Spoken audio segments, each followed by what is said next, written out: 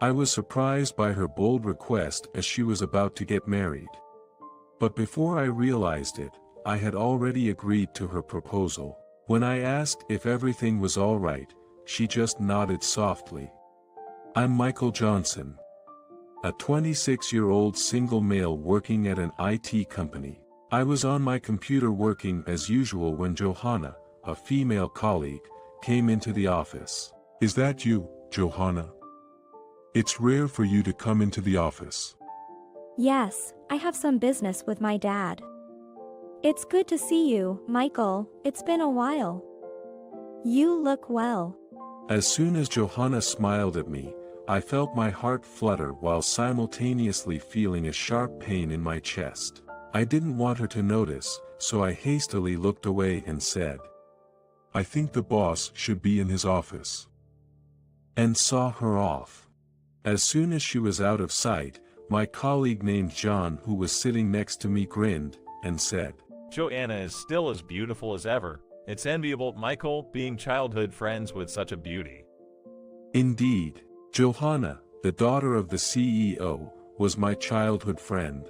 When I was 11, my parents divorced because my father had an affair. Following that, my mom and I moved to a neighboring town, and I transferred to a new elementary school. My mom showered me with all the love she could, but we were not financially well off, so I always wore hand-me-downs. Even though I didn't mind, my classmates naturally distanced themselves from me. Without the latest comics or games, I felt out of place in class and led a gloomy school life. One day, as I was walking alone down the hallway, my classmate named Johanna Williams called out to me. Hey, my dad's company is offering a computer course for kids. Wanna come? In contrast to me wearing hand-me-downs, Johanna, in a fashionable designer dress, stood out in a different way. Her father owned an IT company, making her a privileged rich kid, which made our classmates resent her. To top it off, she was also a beauty with long, curly eyelashes and sparkling eyes, which made her the subject of jealousy among the girls. I couldn't understand why someone like her would invite someone like me, so I asked her directly. Why me? To my surprise, she said, We're both kind of outcasts in class, right? It's frustrating.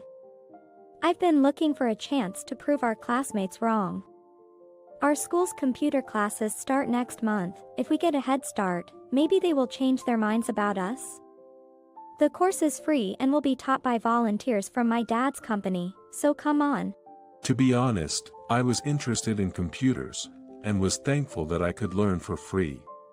Wanting to impress everyone as she suggested, I decided to take up her offer. When I arrived at the IT company for our first class, Mr. Williams, Johanna's father, welcomed me warmly. Michael, nice to meet you. Thank you for coming today. If you've any questions, please feel free to ask me. Despite my worn-out clothes, Mr. Williams greeted me with a kind smile. I was nervous at first, but the employees were all kind, and I found myself enjoying the class immensely. He even praised me, saying, You have a knack for computers. Looking back, that was probably the turning point in my life. 2 weeks after the course ended, when our school started computer classes, Johanna and I were the first to complete the assignments. Our teacher praised us, saying, If you have questions, ask me or these two. Before long, our classmates started coming to us with questions. As we helped them, they began to see us in a new light. Johanna and I shined at every computer class, becoming somewhat like heroes. I never imagined such a day would come, being an outcast not so long ago, and I was truly grateful to her. Johanna, I wouldn't be who I am today if you hadn't invited me to the computer course. Thank you so much. I should be the one thanking you. Seeing you work hard made me want to do my best too. We bonded over this event, and over the years, our friendship blossomed. I continued to study computers, and fortunately, got a job at Mr. Williams's company right after graduating from high school. I was the only employee there who had only a high school diploma, but Mr. Williams always treated me warmly, saying, I have high hopes for you.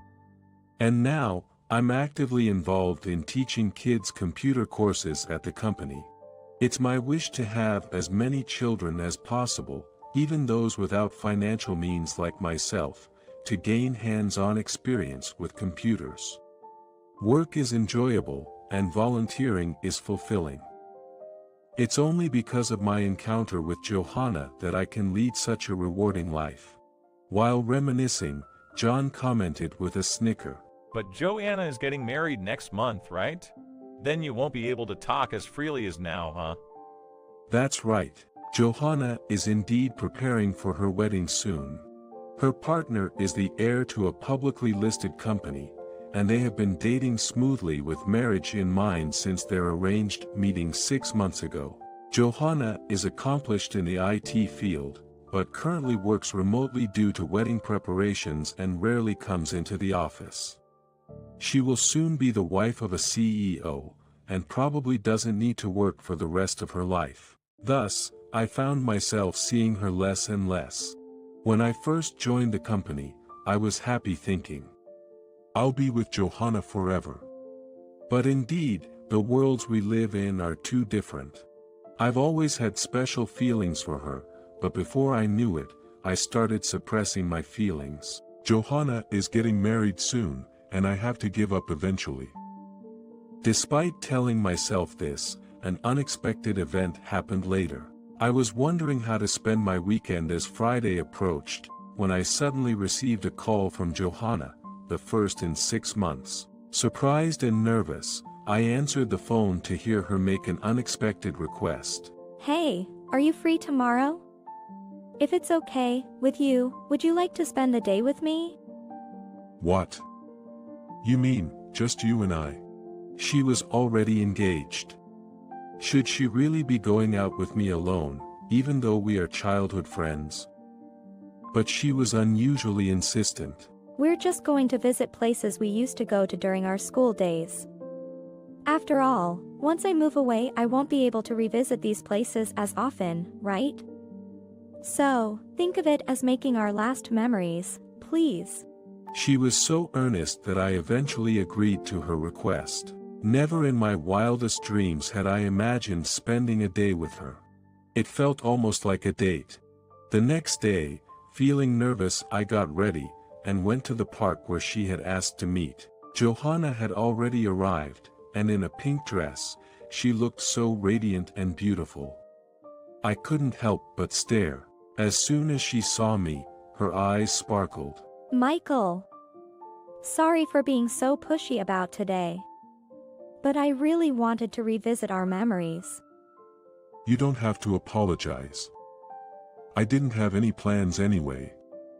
Remember, we used to come to this park a lot. She flashed a big smile. The park must have brought back memories.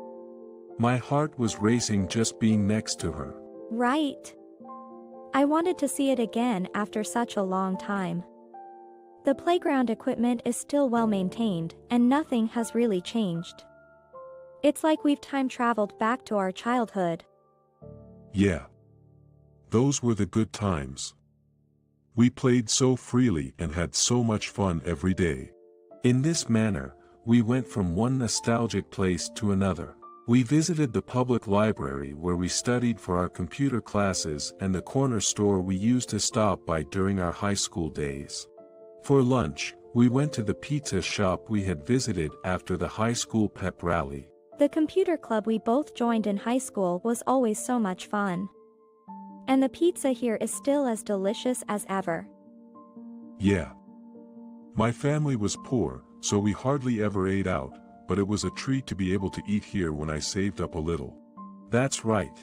I am better off now, but back then, I really didn't have any money. Maybe that's why I could never confess my feelings to Johanna, feeling that we were just too different. I liked her but was unconsciously giving up too, as I felt that I wasn't good enough for her. I was afraid of confessing, getting rejected, and ultimately ruining our wonderful friendship. As these bittersweet memories played, soon it was dark out. I wanted to have dinner with her too, but Johanna declined and asserted it was time to part ways. Logically, it was the safe choice to part here, considering she was about to get married. Michael, thank you for putting up with my selfishness today. It was a really fun day. This will give me strength even after I get married. Hearing her words, my chest reflexively ached. I painfully realized that going out like this with her would never happen again. But I didn't want a tearful goodbye either. Forcing a big smile, I also thanked her. I had a great time too. Congratulations on your upcoming marriage. Be happy. But then, she said with a somewhat sad look. Thank you. To me and left. I watched her leave, not understanding the meaning behind her sorrowful expression, and walked home with a heavy heart, only to later get caught in an unexpected situation. After enjoying what felt like my first and last date with Johanna, I went to the office on Monday with mixed feelings. There, John approached me with a grin on his face. Michael, you look serious but do bold things. I never thought you'd betray the boss like that. Huh, what do you mean? Bracing myself for what was coming, he pulled out his smartphone and showed me a video. It was a clip of Johanna and I walking together, with Johanna saying, Let's go eat pizza. To my dismay, John had secretly recorded us. As his previous actions indicated, he had always been antagonistic towards me for being close to Johanna. Now caught by the worst possible person, I broke into a cold sweat as he smirked and said, Of course, I've already shown this video to the boss. Worst case scenario, you might even get fired. Well, you reap what you sow. Watching him leave with a laugh, I headed to my desk feeling despair, only to be summoned by the CEO who said, We need to talk.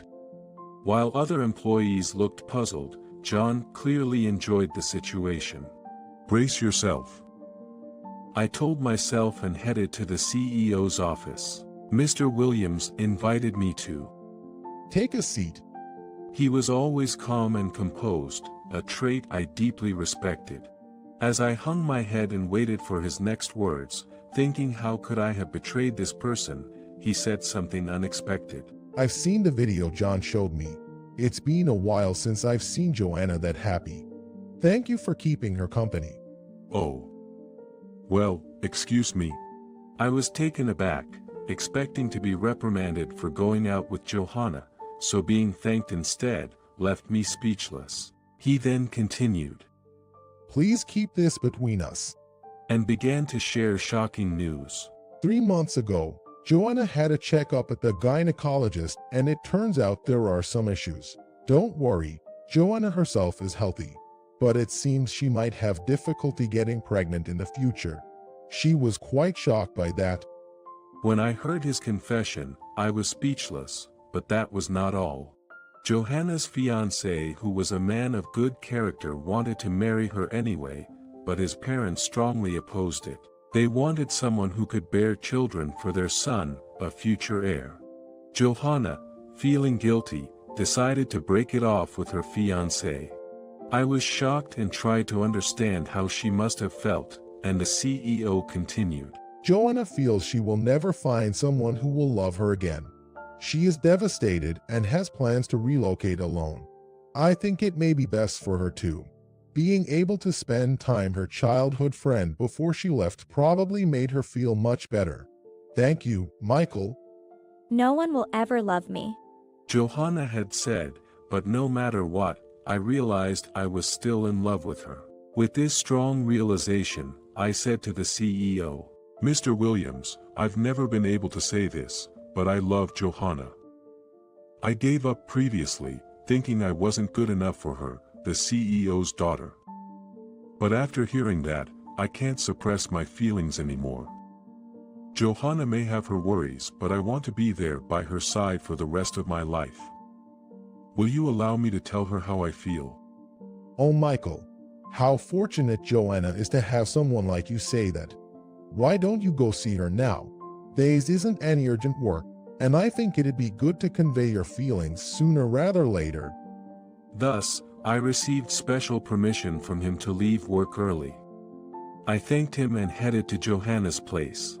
Filled with adrenaline and eager to express my feelings, I didn't even think to call to let her know I was dropping by. When I rang her doorbell, Johanna opened the door, surprised to see me. Michael? Aren't you supposed to be at work now? What brings you here? The moment I saw her face, I couldn't hide my feelings anymore and blurted. I thought I'd regret it if I didn't tell you that I am in love with you. Upon hearing my confession, she stood frozen in shock, then with a sad expression, she said, Did my dad tell you about the broken engagement? I appreciate your sympathy, but honestly, I'm not a good candidate for marriage. I can't bear children, now or ever. So, Michael, you should find someone else. No way. That's absolutely out of the question. Before I knew it, I was clutching her hands, cutting her off mid-sentence. Johanna, faced with my uncharacteristic assertiveness, was at a loss for words. But I needed her to understand how much I loved her. Whether you can have kids or not doesn't matter to me. Having you by my side is all I need. I love you, Johanna. I've loved you since we were kids. Michael. Thank you. I've loved you since we were kids too.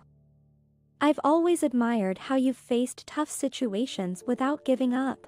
It seemed my words moved her. With tears in her eyes, she hugged me.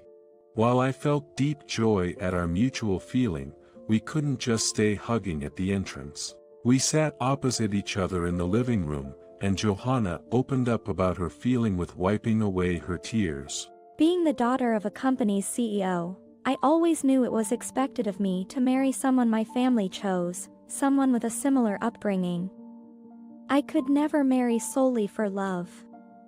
So even though I've loved you since we were kids, I hid my feelings. She had also struggled with the expectations of her as the CEO's daughter from a young age. Imagining the weight she carried, I felt pained at how difficult it must have been for her. My previous fiancé was kind and a wonderful man. I didn't feel the same excitement as I did for you, but I convinced myself that marrying him was the best choice for my parents. But when the engagement was broken off after my diagnosis, I finally understood what I really wanted. She then looked at me with her deep, emotion-filled eyes. I know you love kids and even volunteer with them, but I won't ever be able to have kids. I thought the right thing to do was to let you go because I love you. Are you sure I'm what you want? I took her hands gently, looking straight into her eyes. It's not about what I want. I just can't see anyone but you, Johanna. Nothing else matters as long as you're smiling beside me. Michael. Thank you, truly. Thus, we both confessed, started officially dating, and got married 6 months down the road. John, who thought I'd surely be fired, was naturally surprised by the outcome. I never imagined you would marry the CEO's daughter, and to think you're now a candidate for the next CEO, I'm envious. Oh man, if only good things would happen to me too. To his lament, I replied, if you keep working hard, I'm sure you'll be rewarded too. He was surprised by my response, but it was a lesson I learned from my own experiences. I believe my life started to change when I decided to attend the computer course and by continuing to put in the hard work. When I got home, my son Matthew ran up to me, saying, Dad, please teach me about computers now. Matthew was full of energy. He was the 10-year-old boy we had adopted 3 months ago. All right. Let's get started, I said, and we headed to the study room. Johanna watched us with a loving smile. Surrounded by our love, Matthew will be sure to grow up well.